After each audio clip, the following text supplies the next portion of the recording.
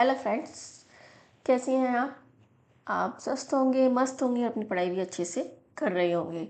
स्वागत है आपका मेरे YouTube channel Divya biology classes में। फ्रेंड्स, हमने एनसीईआरटी की एक सीरीज शुरू की थी जिसमें हम पढ़ रहे थे सबसे पहले इकोलॉजी, जिसमें 12th क्लास की एनसीईआरटी का हमने एक चैप्टर ऑर्गेनिज्म एंड पॉपुलेशन पढ़ लिया था। आज हम अगला चैप्टर पढ़ने वाले हैं पारितंत्र या इकोसिस्टम। आप सोच रहे होंगे कि और हम ये जो पूरी एनसीईआरटी पढ़ने वाले हैं हिंदी में पढ़ने वाले हैं अंग्रेजी टेक्निकल वर्ड्स के साथ, ताकि आपको पूरी जो एनसीईआरटी की लाइन टू लाइन है वो अच्छे से समझ में आ जाए। फ्रेंड्स, आपको लगता होगा कि एनसीईआरटी को ऐसे पढ़ाने की क्या ज़रूरत है, लेकिन फ्रेंड्स आप सोचिए कि इकोलॉजी वाला जो पार्ट है ज़्यादातर कोचिंग्स में भी छोड़ दिया जाता है, स्टूडेंट भी इसको अच्छे से नहीं पढ़ पाते हैं।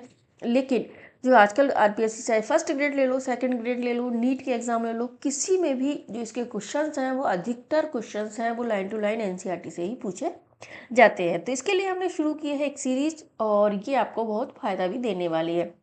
सबसे पहला एनसीईआरटी का क्लास 12th का चैप्टर है 12 है पारितंत्र, जिसे इंग्लिश में कहते हैं इको सिस्टम। इको सिस्टम क्या होता है इसके बारे में हम पहले थोड़ी सी जानकारी देख लेते हैं, फिर इसके बाद लाइन टू लाइन इसमें से पढ़ेंगे।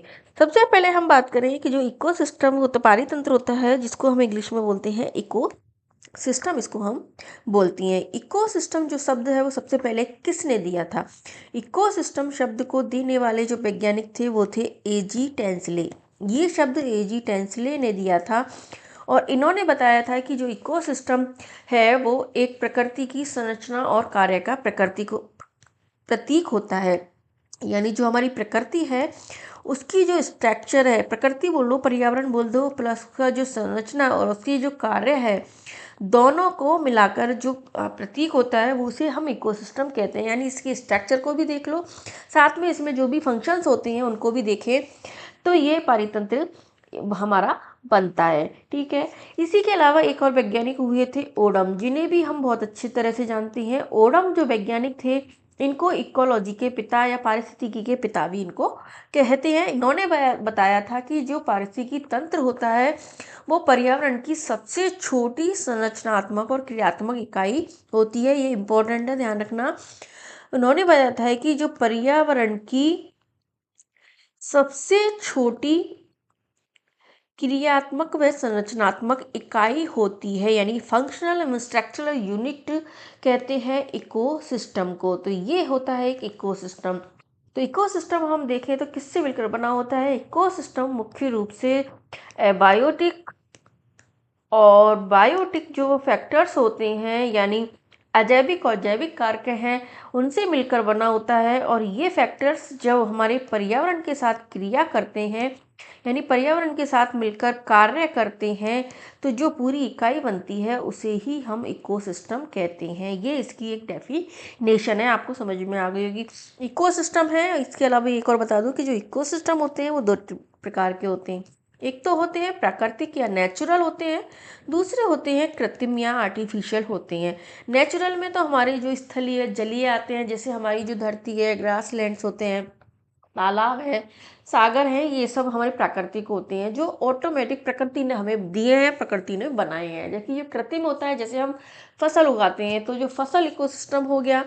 ठीक है, ये इकोसिस्टम है वो कौन सा इकोसिस्टम होता है? कृत्रिम इकोसिस्टम इसको कहते हैं। अब हम देख लेते हैं इसकी एनसीईआरटी से लाइन। मैंने आपको समझा दिया, दोनों वैज्ञानिकों के बारे में आपको थोड़ा सा पता होना चाहिए, साथ में इकोसिस्टम क्या होता है वो भी मैंने आपको बता दिया। ठीक है, इकोसिस्टम में हम पढ़ने वाले क्या है? पारितंत्र संरचना एवं क्रियाशीलता, यानी इकोसिस्टम की स्ट्रक्चर और क्रियाशीलता के बारे में पढ़ने वाले हैं। उत्पादकता के बारे में पढ़ने वाले हैं, जिसे हम इंग्लिश में बोलते हैं प्रोडक्टिविटी। ठीक है, प्रोडक्टिविटी के बारे में पढ़ने वाले हैं। अपघटन पढ़ने वाले हैं, डीकम्पोजिशन जिसको बोलते हैं, डीकम्पोजिशन के बारे में। एनर्जी फ्लो के बारे में पढ़ेंगे हम। ठीक है, और इसके अलावा हमारे पिरामिड्स होते हैं उनके बारे में भी हम इकोसिस्टम वाले टॉपिक में पढ़ने वाले हैं। फ्रेंड्स, आपको बता दूं अभी जो नया सिलेबस चेंज हुआ उसके अकॉर्डिंग आरपीएससी फर्स्ट ग्रेड में जो बायोलॉजी में इकोसिस्टम वाला टॉपिक है 12th वाली क्लास में जोड़ दिया है। इसलिए पूरा चैप्टर आपको एनसीईआरटी से इसको फोकस करना है। साथ में सेकंड ग्रेड में भी इसमें भी एनसीईआरटी को पढ़ना है। नीट के लिए तो हमें एनसीईआरटी पढ़नी ही होती है। तो आप किसी की भी तैयारी कर रहे हो, सबके लिए आपको ये बेनिफिट देने वाला है। लाइन टू लाइन पढ़ते हैं इसकी। इकोसिस्टम या पारितंत्र को प्रकृति की एक क्रियाशील इकाई के रूप में देखा जाता है। इंपॉर्टेंट लाइन है, अभी मैंने आपको बताया था। जहाँ पर जीवधारी आपस में तथा आसपास के भौतिक पर्यावरण के साथ परस्पर क्रिया करते हैं। यानी मैंने आपको बताया था कि बायोटिक और एबायोटिक जो कारक होते हैं, जो पर्यावरण के साथ क्रिया करते हैं, वो इकोसिस्टम कहलाते हैं। तो ये तीनों लाइन इंपॉर्टेंट है। पारितंत्र का आकार एक छोटे से तालाब से लेकर एक विशाल जंगल या महासागर तक हो सकता है। यानी छोटा तालाब से लेकर, यानी दो प्रकार के इकोसिस्टम हमारे दो प्रकार के हो गए। कैसे होते हैं इकोसिस्टम? दो प्रकार के होते हैं। एक होते हैं हमारे प्राकृतिक होते हैं और दूसरे हमारे कृत्रिम होते हैं, जो मैंने आपको अभी बताया। प्राकृतिक होते हैं ये भी दो तरह के होते हैं। कैसे होते हैं? एक तो स्थलीय होते हैं, यानी जमीन से जुड़े हुए, स्थल से जुड़े हुए। दूसरे होते हैं जलीय होते हैं। जलीय जो होते हैं इसके अंदर आप तालाब भी ले सकते हैं, तालाब इकोसिस्टम भी ले सकते हैं, या ओशियन या महासागर इकोसिस्टम भी ले सकते हैं। जबकि स्थलीय होते हैं उनमें वन भी आते हैं। दूसरा जो ग्रास लैंड होते हैं वो भी इनके अंदर यदि आते हैं। और कृत्रिम में आते हैं हमारे जो फसल या एग्रो इकोसिस्टम है, वो इसके अंतर्गत आते हैं। ठीक है। पारिस्थितिकी वैज्ञानिक संपूर्ण जीव मंडल को विश्व के पारितंत्र के रूप में देखते हैं, जिससे पृथ्वी के सभी स्थानीय पारितंत्र इसमें समाहित होते हैं। यह तंत्र बहुत विशाल एवं जटिल है, तो अध्ययन की सुविधा की दृष्टि से मैंने अभी बताया दो आधारभूत श्रेणियों यानी स्थलीय और जलीय में इसको बांटा गया है। इकोसिस्टम को दो मुख्यतः स्थलीय और जलीय में बांटा गया है, जिसमें जंगल, घास के मैदान, मरुस्थल किसमें आते हैं? स्थलीय में आते हैं। तथा झीलें, तालाब, दलदली क्षेत्र, नदियां और ज्वार, नदमुख, एस्टुरी आदि कुछ जलीय परितंत्र के उदाहरण। ये इंपॉर्टेंट है। ठीक है, अंडरलाइन कर लेना। मानव निर्मित पारितंत्र के रूप में शस्य भूमि में जल जीवशाला इसमें आती हैं। यानी मैंने आपको बताया कृत्रिम में कौन कौन से आ गए। एक तो आपका क्रॉपलैंड आ गया, शस्य भूमि यानी क्रॉपलैंड फसल, और दूसरा हो गया एक्वेरियम। क्या हो गया? एक्वेरियम है। ये दोनों जो इकोसिस्टम है इसके अंतर्गत आते हैं, जो मैंने पूरी आपको एक लाइन में ड्रॉ करके बता दिया। हम सबसे पहले पारितंत्र की स्ट्रक्चर के बारे में देखेंगे, ताकि निवेश, उत्पादकता, ऊर्जा का स्थानांतरण, जिसमें आहार श्रृंखला, जाल, पोषण चक्र और निर्गम निम्नीकरण में ऊर्जा की क्षति भी हो सके। इसके साथ ही हम चक्रों, श्रृंखलाओं, जाल तंत्रों के संबंधों को भी अध्ययन करने वाले हैं। सबसे पहला टॉपिक है इसमें पारितंत्र की इकोसिस्टम की स्ट्रक्चर और क्रियाशीलता। यानी इकोसिस्टम जो होता है हमारे दो यूनिट से मिलकर बना होता है। इस तरह से हम इसको बोल सकते हैं कि जो इकोसिस्टम है उसमें दो यूनिट होती हैं। कौन कौन सी होती हैं? एक यूनिट होती है इसकी संरचनात्मक, स्ट्रक्चरल जिसको बोलते हैं। दूसरी होती है इसमें क्रियात्मक, स्तर इसमें होता है। ठीक है, फंक्शनल यूनिट इसको बोल सकते हैं। संरचनात्मक, स्ट्रक्चरल, क्रियात्मक यानी फंक्शनल यूनिट इसमें होती है। संरचनात्मक जो यूनिट होती है इसके अंदर आता है स्तरीकरण या स्टेरिफिकेशन। क्या आता है? स्तरीकरण या स्टेरिफिकेशन का अध्ययन करते हैं हम, इसके बारे में हम आगे पढ़ने वाले हैं।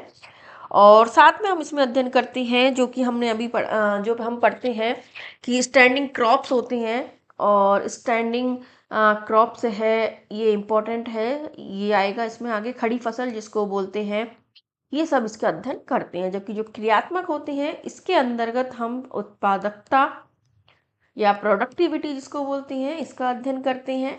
अपघटन का अध्ययन करेंगे क्रियात्मक यूनिट के रूप में। ऊर्जा प्रवाह का अध्ययन करेंगे हम, और साथ में हम इसमें जो पोषण चक्र यानी जो साइकिल्स चक्र चलती हैं उनका भी हम अध्ययन करते हैं। तो इस तरह से इकोसिस्टम को दो यूनिट्स में बांटा हुआ है, संरचनात्मक और क्रियात्मक। संरचनात्मक में स्तरीकरण या स्टैंडिंग क्रॉप्स का अध्ययन करते हैं, और फंक्शनल यूनिट्स में हम आपको बता दिया मैंने उत्पादकता, डिकम्पोजिशन और ऊर्जा प्रवाह, पोषण चक्र का अध्ययन करते हैं। तो अभी देखते हैं अपने पर्यावरण के विभिन्न घटकों के बारे में अध्ययन किया, जिसमें दोनों जैविक और अजैविक घटक इसमें शामिल होते हैं। किस प्रकार से जैविक और अजैविक घटक व्यक्तिगत रूप से एक दूसरे को तथा अपने आसपास के वातावरण को प्रभावित करते हैं। अब इन घटकों को अधिक संयुक्त रूप से देखें तो जाने कि पारितंत्र के इन घटकों के अंतर्गत ऊर्जा प्रवाह कैसे संपन्न होता है। जैविक व अजैविक घटकों की परस्पर क्रिया के फलस्वरूप एक भौतिक संरचना यानी फिजिकल स्ट्रक्चर बनती है। क्या बनती है? फिजिकल स्ट्रक्चर बनती है, जो प्रत्येक प्रकार के पारितंत्र की विशेषता होती है। यानी इकोसिस्टम बायोटिक और एबायोटिक घटकों से मिलकर बना होता है, जो पर्यावरण के साथ क्रिया करते हैं। एक पारितंत्र की पादप व प्राणी प्रजातियों की पहचान व गणना इसकी प्रजातियों के संगठन को प्रकट करता है।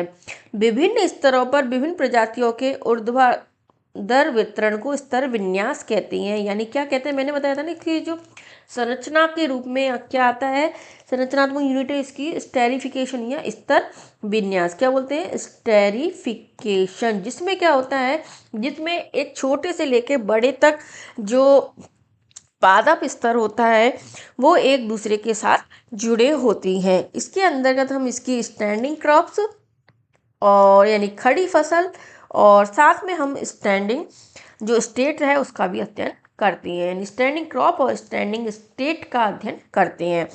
जैसे एक जंगल में वृक्ष सर्वोपरि ऊर्ध्वाधर स्तर पर होता है, झाड़ियाँ द्वितीयक स्तर पर, जड़ी बूटियां व घास निचले धरातलीय स्तर पर पाई जाती है। जैसे एक कोई जंगल है, अमेजोन के जंगल को हम ले लें तो सबसे पहले सब वन है, सबसे अधिक ऊंचाई पे होते हैं, फिर इसके अंदर छोटी छोटी झाड़ियाँ होती हैं वो इसके नीचे होती हैं, फिर अंदर घास होती है या फिर जड़ी बूटी वाले पौधे होते हैं वो सबसे नीचे होते हैं। तो इस तरह से एक ऊर्ध्वाधर स्तर में जो इनका वितरण पाया जाता है उसे स्टेरिफिकेशन या स्तर विन्यास कहती हैं। ये आपको लाइन हो गई। विभिन्न स्तरों पर विभिन्न प्रजातियों के ऊर्ध्वाधर वितरण को स्तर विन्यास कहते हैं और जिसका एग्जाम्पल भी दिया हुआ है।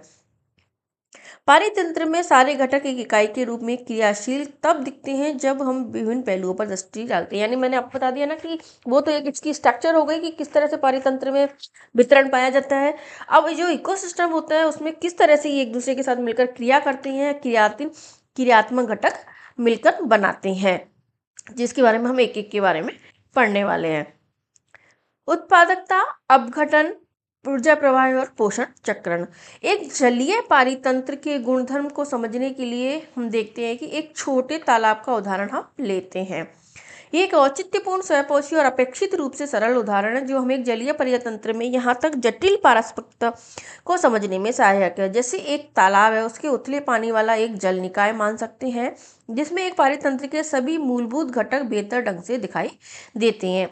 पानी इसमें एक अजैविक घटक होता है जिसमें कार्बनिक तत्व प्रचुर मात्रा में मृदा निक्षेप तालाब की तली में जमा होते हैं। यानी पानी कार्बनिक घटक और जो मृदा है वो एबायोटिक यानी एबायोटिक घटक में आते हैं, जिसके साथ इसमें सौर निवेश, ताप का चक्र, दिन की अवधि, अन्य जलवायु परिस्थितियां समूचे तालाब की क्रियाशीलता दर को नियमित करती हैं या प्रभावित करती हैं। इसके अलावा अब इसमें जो बायोटिक घटक होती हैं उसके रूप में सपोषी घटक के रूप में जैसे पादप प्लवक पाए जाते हैं, कुछ एल्गी होते हैं।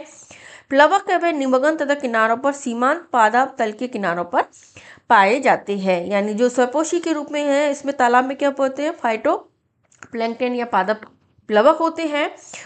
कुछ एल्गी भी इसमें हो सकती है पॉन्ड इकोसिस्टम में, है ना। और इसके अलावा जब इसमें इन पादप प्लवकों को खाने के लिए जो कंज्यूमर्स होते हैं वो कौन होते हैं, उपभोक्ता के रूप में इसमें बोल सकते हैं, वो प्राणी प्लवक है। स्वतंत्र प्लवी व तलीयवासी जीव स्वरूपों के रूप में होते हैं, कौन होते हैं, प्राणी प्लवक होते हैं। इसके अलावा इनको खाने वाले अपघटक के रूप में अब कवक और जीवाणु होते हैं जो विशेष रूप से तालाब की तली में पाए जाते हैं। जो ये नष्ट होते हैं, मरते हैं तो उनको खा जाते हैं और इस तरह से पूरा इकोसिस्टम में स्वच्छ भी बना रहता है।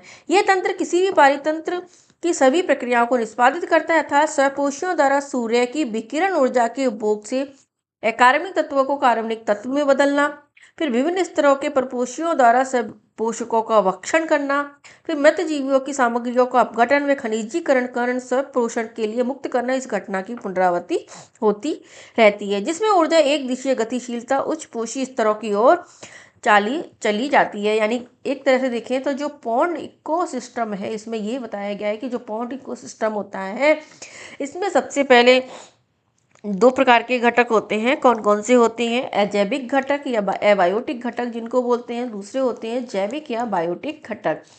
एबायोटिक घटक के रूप में इसमें पानी होता है, मृदा होती है, ठीक है। इसके अलावा सूर्य की विकिरण होती है, ताप होता है, ये सब इसके अजैविक घटक होते हैं जो क्रिया करते हैं, जो इसमें प्राणी पाए जाते हैं। जिसमें सबसे पहला स्तर होता है उत्पादक के रूप में। उत्पादक कौन होते हैं, इसमें पादप प्लवक होते हैं, इसमें उत्पादक होते हैं। इन पादप प्लवक है उनसे जो ये स्वपोषी होते हैं, ये जो इसमें कार्बनिक और कार्बनिक घटक पाए जाते हैं उनसे मिलकर भोजन का निर्माण करते हैं। इनको खाने वाले होते हैं प्राणी प्लवक होते हैं। जो उपभोक्ता के रूप में काम करते हैं। अब इन जो उपभोक्ता है जब ये मर जाते हैं तो मृत रूप में इनका अपघटन होता है, और इनके अपघटन के रूप में कौन होते हैं? कवक और जीवाणु पाए जाते हैं जो अपघटक के रूप में कार्य करती हैं। इस तरह से एक पूरी श्रृंखला का निर्माण इसमें होता है, और इससे जो कवक और जीवाणु जो अपघटन करते हैं इसके द्वारा वापस से जो कार्बनिक और अकार्बनिक तत्व इसमें बनते हैं, इन अकार्बनिक और कार्बनिक जो तत्व होते हैं ये वापस में आके पानी में मिल जाते हैं, और इस तरह से पूरा इकोसिस्टम अपना चलता रहता है। इसके दौरान जो ऊर्जा होती है, जो ये पादप प्लवक ऊर्जा बनाती हैं, ये ऊर्जा एक स्तर से दूसरे स्तर पर जाती है, और इस तरह से ऊर्जा का एक दिशीय प्रवाह इसमें देखने को मिलता है। तो ये क्रियाशील स्तर में सबसे पहले आ जाता है उत्पादकता। इसको बोलते हैं प्रोडक्टिविटी। क्या बोलते हैं? प्रोडक्टिविटी इसको बोलते हैं। उत्पादकता क्या होती है? जो पादप जो उत्पादक होते हैं, या जो जिनमें पादप प्लवक ये सब आते हैं, उनके द्वारा जो ऊर्जा का निर्माण होता है, कार्बनिक पदार्थों के निर्माण के द्वारा जो भोजन का निर्माण किया जाता है, उसे उत्पादकता कहती हैं। किसी भी पारितंत्र की क्रियाशीलता उसके स्थायी रहने के लिए सौर ऊर्जा के निरंतर आधारभूत की आवश्यकता होती है, जिसमें सबसे पहले जो प्राथमिक उत्पादन है वो प्रकाश संश्लेषण के दौरान पादपों द्वारा एक निश्चित समय अवधि में प्रति इकाई क्षेत्र में उत्पन्न किए गए जैव भार या कार्बनिक सामग्री की मात्रा है। ये इंपॉर्टेंट लाइन है। प्राथमिक उत्पादन यानी दो तरह का उत्पादन इसमें होता है। कौन कौन सा? सौर ऊर्जा होती है। पादपों में जब सौर ऊर्जा बनती है तो ये दो प्रकार के प्रोडक्शन को निर्मित करती है, यानी उत्पादकता को एक तरह से हम देख सकते हैं क्या होता है। ये एक तरह से ये कार्बनिक पदार्थ या जैव भार का निर्माण है। क्या है? कार्बनिक पदार्थ या जो जैव भार बनता है उसका निर्माण की जो दर होती है या बनने की दर होती है उसे ही हम उत्पादकता कहते हैं। सब उत्पादकता दो प्रकार की होती है। प्राथमिक उत्पादन जिसको बोल सकते हैं, यानी प्राइमरी प्रोडक्शन जिसको बोलते हैं, और दूसरा होता है द्वितीयक प्रोडक्शन, इसको हम बोलते हैं। प्राथमिक जो प्रोडक्शन होता है इसके अंदर जो प्लांट्स होते हैं या उत्पादक जिसको बोल सकते हैं हम, प्रोड्यूसर्स जिनको बोलते हैं। प्रोड्यूसर कौन होते हैं? इसमें मुख्य रूप से पादप होते हैं। ये पादप जो सूर्य की उपस्थिति में प्रकाश संश्लेषण की क्रिया के द्वारा भोजन का निर्माण करते हैं उसे ही प्राथमिक उत्पादन कहते हैं। क्या कहते हैं? उसे ही भोजन का निर्माण जो करते हैं उसे ही हम प्रकाश संश्लेषण के द्वारा उसे ही हम प्राथमिक उत्पादन कहते हैं। तो आपको ध्यान रखना कि प्राथमिक उत्पादन क्या है? प्रकाश संश्लेषण के दौरान पादपों के द्वारा जो एक निश्चित समय अवधि में और निश्चित क्षेत्र में जो जैव भार या कार्बनिक पदार्थ या भोजन का निर्माण किया जाता है उसे हम प्राथमिक उत्पादन कहते हैं, जिसे हम भार, ग्राम या ऊर्जा किलो कैलोरी मीटर के रूप में व्यक्त करते हैं। जैव मात्रा के उत्पादन की दर को उत्पादकता कहते हैं, जो मैंने आपको बता दिया। इसे हम ग्राम पर ग्राम स्क्वायर या पर ईयर स्क्वायर या किलो कैलोरी पर मीटर स्क्वायर या पर ईयर स्क्वायर के रूप में व्यक्त कर सकती हैं, जिससे विभिन्न पारितंत्रों की उत्पादकता की तुलना की जा सकती है। इसे शकल या कुल प्राथमिक उत्पादकता या नेट प्राथमिक उत्पादकता में विभाजित कर सकते हैं। यानी ये जो उत्पादकों के जो प्राथमिक उत्पादन होता है ना, इसको हम ग्रॉस प्रोडक्टिविटी भी कह सकते हैं। क्यों? क्योंकि ये जो कुल मात्रा जो फोटोसिंथेसिस के दौरान बनी है उसे ही हम ग्रॉस प्रोडक्टिविटी या सकल प्राथमिक उत्पादकता भी इसको हम कह सकते हैं। अब इस सकल प्राथमिक उत्पादकता से ही आगे नेट प्राथमिक उत्पादकता का निर्माण होता है, यानी जो पादपों के द्वारा जो भोजन निर्मित होता है, कार्बनिक पदार्थ निर्मित होता है, इस कार्बनिक पदार्थ को कौन सी उत्पादकता कहते हैं? सकल प्राथमिक उत्पादकता या ग्रॉस प्राइमरी प्रोडक्टिविटी इसको बोलते हैं। क्या बोलते हैं? ग्रॉस प्राइमरी प्रोडक्टिविटी इसको बोलते हैं। ठीक है। अब जो प्रोडक्टिविटी इसको बोलते हैं, जिसे शॉर्ट फॉर्म में जीपीपी भी कहते हैं। इस ग्रॉस प्राइमरी प्रोडक्टिविटी में से जब प्लांट रेस्पिरेशन के लिए ऊर्जा का उपयोग करते हैं, कौन सी? रेस्पिरेशन के लिए जो उपयोग करते हैं, तो इसके दौरान जो ऊर्जा कम पड़ती है और जो बनती है प्लांट्स में निश्चित ऊर्जा, जो उसे हम नेट प्राइमरी प्रोडक्टिविटी कहते हैं। यानी नेट प्राइमरी प्रोडक्टिविटी इसको, या नेट प्राथमिक उत्पादकता इसको कहते हैं। तो एनपीपी क्या हो गई, एनपीपी बराबर जीपीपी माइनस रेस्पायरेशन होती है, उसे हम एनपीपी कहते हैं। ध्यान रखना, नेट, ये बहुत इंपॉर्टेंट लाइन है, नेट प्राइमरी प्रोडक्टिविटी इसको कहते हैं। एक पारिस्थितिकी तंत्र की सकल प्राथमिक उत्पादकता प्रकाश संश्लेषण के दौरान कार्बनिक तत्व के उत्पादन की दर होती है, यानी टोटल जो उत्पादन होता है प्रकाश संश्लेषण के दौरान वो ग्रॉस प्राइमरी प्रोडक्टिविटी होती है। इसमें से अगर श्वसन के द्वारा उपयोग जो प्लांट्स में की जाती है, यदि उसको हम घटा देते हैं तो हमें नेट प्राथमिक उत्पादकता प्राप्त हो जाती है, जो मैंने आपको बता दिया। एनपीपी क्या होती है, gross primary productivity minus respiration बराबर एनपीपी। ये इंपॉर्टेंट है, इसको आपको अच्छे से पढ़ना है। इसके आप नोट्स भी बना सकते हैं, चाहे आप बुक से पढ़ो, पर आपको बहुत अच्छे से एक एक स्टेटमेंट, एक एक लाइन इसकी याद होनी चाहिए, क्योंकि पूरा टॉपिक ही बहुत इम्पोर्टेंट है। तो net primary productivity, gross primary productivity के बारे में भी आपको समझ में आ गया होगा। नेट प्राइमरी जो प्रोडक्टिविटी है, परपोषियों की खपत या शाक बख्शी या घटक के रूप के लिए उपलब्ध जैव मात्रा होती है। अब प्लांट्स ने क्या बनाया, ग्रॉस प्राइमरी प्रोडक्टिविटी, इसमें से रेस्पिरेशन के लिए यूज करी। अब हमारे पास क्या बची, एनपीपी या नेट प्राइमरी प्रोडक्टिविटी बची। इस नेट प्राइमरी प्रोडक्टिविटी को ही उपभोक्ताओं द्वारा या कंज्यूमर्स के द्वारा उपयोग किया जाता है, यानी जो सेकंड लेवल होता है कंज्यूमर्स का, उनके द्वारा, या कह सकते हैं शाकाहारियों के द्वारा इसको मुख्य रूप से उपयोग किया जाता है।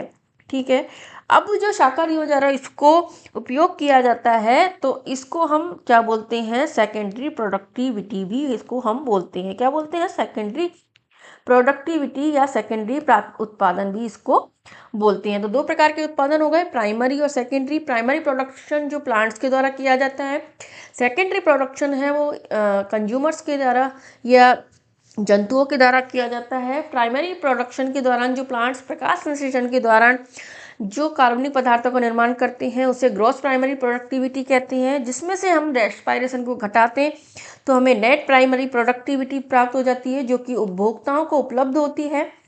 और ये उपभोक्ताओं को उपलब्ध होती है, इसके बाद जो प्रोडक्टिव ऑर्गेनिक मैटर का निर्माण होता है उसे सेकेंडरी प्रोडक्शन या द्वितीयक उत्पादकता कहते हैं। अब इसको, इन शाकाहारियों को फिर मांसाहारियों के द्वारा यूज कर लिया जाता है। तो इस तरह से ये फर्स्ट, सेकंड और थर्ड कंज्यूमर लेवल बनता है। द्वितीयक उपभोक्ता को उपभोक्ता ने नए कार्बनिक तत्वों के निर्माण की दर के रूप में परिभाषित किया गया है, यानी उपभोक्ताओं के द्वारा जो कार्बनिक पदार्थों का निर्माण होता है वो द्वितीयक उत्पादकता होती है। प्राथमिक उत्पादकता एक सुनिश्चित क्षेत्र में पादप प्रजातियों के निवास पर निर्भर करती है। ठीक है, ये विभिन्न प्रकार के पर्यावरणीय कारकों, पोषकों की उपलब्धता तथा पादपों की प्रकाश संश्लेषण की क्षमता पर निर्भर करती है। यानी प्लांट जो होते हैं उनके द्वारा पर्यावरणीय कारकों, पोषकों की उपलब्धता और जो प्रकाश संश्लेषण की क्षमता होती है उसके द्वारा जो प्रोडक्टिविटी होती है वो प्राइमरी प्रोडक्टिविटी होती है, और ये इन कारकों पर निर्भर करती है। विभिन्न प्रकार के पारितंत्रों में ये भिन्न भिन्न होती है। संपूर्ण जीव मंडल की वार्षिक कुल प्राथमिक उत्पादकता भार को लगभग 170 बिलियन आंका गया है। इंपॉर्टेंट लाइन है, स्टेटमेंट के रूप में पूछ सकते हैं। संपूर्ण जीव मंडल है उसकी जो वार्षिक कुल प्राथमिक उत्पादकता भार है उसे 170 बिलियन टन आंका गया है। इसमें पृथ्वी के धरातल का लगभग 70% भाग समुद्र से ढका हुआ है, फिर भी इसकी उत्पादकता केवल 55 बिलियन टन है। यानी इसका कहने का मतलब है कि टोटल जो जीव मंडल है हमारा, उस जीव मंडल की उत्पादकता कितनी है, 170 बिलियन टन है। के इसमें से हमारे जो जीव मंडल है उसमें हमारा 70% ओशियंस है और 30% हमारा क्या है, स्थलीय भाग है। लेकिन इसके बाद भी इनकी जो उत्पादकता है केवल 55 बिलियन टन है। तो वो क्यों है, और इसके बारे में भी आगे बताया हुआ है। क्यों है, क्योंकि जो प्लांट्स यहाँ पे पाई जाती हैं उनकी जो उत्पादन दर है वो कम होती है। इसके कारण वहाँ पे अंधेरा अधिक होता है, सूर्य का प्रकाश कम होता है, इसके कारण उनकी उत्पादकता दर कम होती है।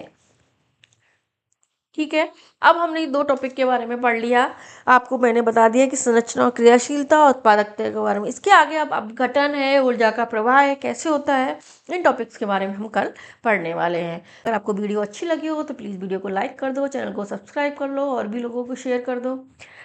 ताकि उनको भी फ़ायदा हो सके। और फ्रेंड्स, अधिक से अधिक आप चाहे थोड़ा सा टाइम निकाल करके इन वीडियो को देख लो, ताकि आपको एनसीईआरटी की लाइन टू लाइन समझ में आ जाएगी, जो आपको आगे एग्ज़ाम क्रैक करने के लिए बहुत ज़रूरी है। तो मिलते हैं अगली वीडियो में। Thank you.